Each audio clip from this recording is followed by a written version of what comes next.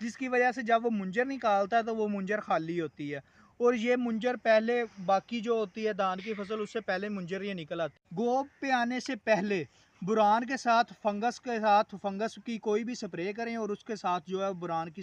बिस्मिल्लाहिर्रहमानिर्रहीम, अस्सलाम वालेकुम। आप देख रहे हैं हमारा यूट्यूब चैनल।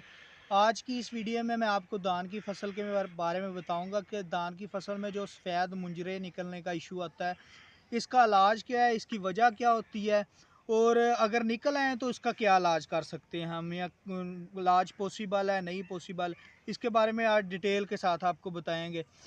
तो इसका क्या इशू आता है, क्यों निकलती हैं ये, पहले तो ये देखा जाए कि निकलती क्यों। कोई भी चीज़ आती है तो वो उसकी आने की वजह जाननी चाहिए कि ये आती क्यों है।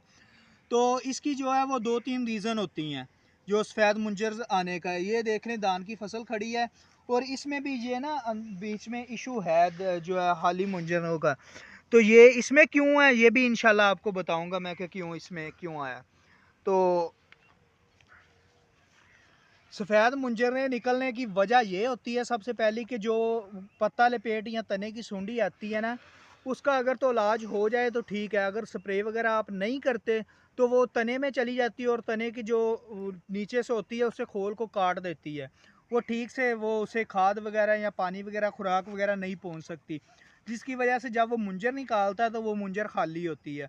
और ये मुंजर पहले बाकी जो होती है धान की फसल उससे पहले मुंजर ये निकल आती है, क्योंकि इसे ताकत वगैरह की वजह से नहीं निकलती। ये हाली होने की वजह से, जैसे वो कह ले कि सोके की वजह से या किसी चीज़ को जल्दी खुश्क कर देने की वजह से वो पहले ही खुल जाती है, निकल आती है। तो दूसरी रीज़न जो आ जाती है इसमें बुरान की कमी की वजह से आती है। तो इनमें फ़र्क क्या होगा, कैसे पता चलेगा कि ये बुरान की कमी की वजह से निकली है या फिर जो है वो नीचे जो नली की वजह से छोड़ जो जड़ की वजह से या फिर वो गंड गंड के ऊपर से निकलती है वो उसकी वजह से निकली है।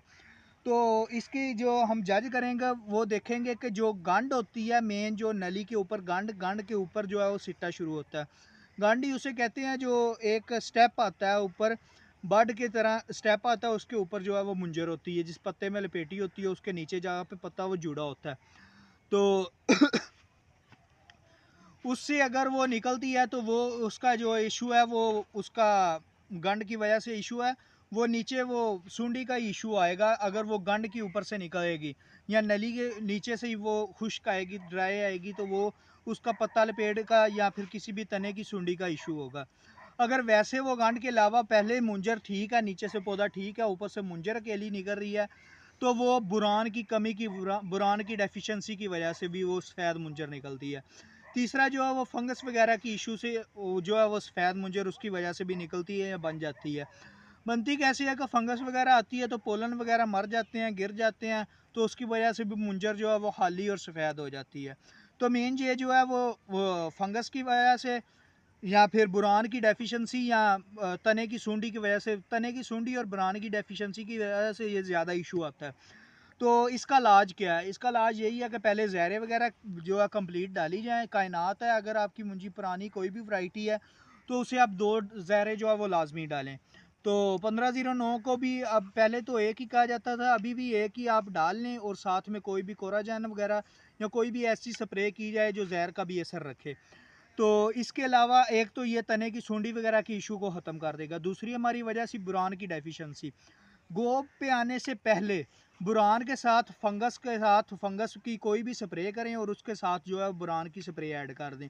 फंगस की स्प्रे जो है वो गोब की हालत में लाजमी करनी चाहिए और उसके बाद एक दफ़ा मुंजर जब निकल आए तो उस वक्त में जाके लाजमी करनी चाहिए। जो दाने खाली बनते हैं, काले बनते हैं, उनसे भी कंट्रोल रहेगा इंशाल्लाह। तो बाकी इस खेत का भी यही इशू आया कि इसमें जो है वो फार्म यार मन्योर या रूढ़ी वगैरह जो हम कहते हैं वो डाली गई और उसके साथ जो है वो जो घोड़ी का गोबर होता है उसे भी जो है वो साथ मिक्स किया गया और उसकी वजह से फंगस वगैरह का ज़्यादा इशू आया इसमें, जिस वजह से ये मुंजी जो है वो शुरू से ही ना धान की फसल शुरू से ही अपना वो कलर, अपनी वो शाइन भी नहीं बना रही और वैसे भी ये भी इशू इसमें आना शुरू हो गया।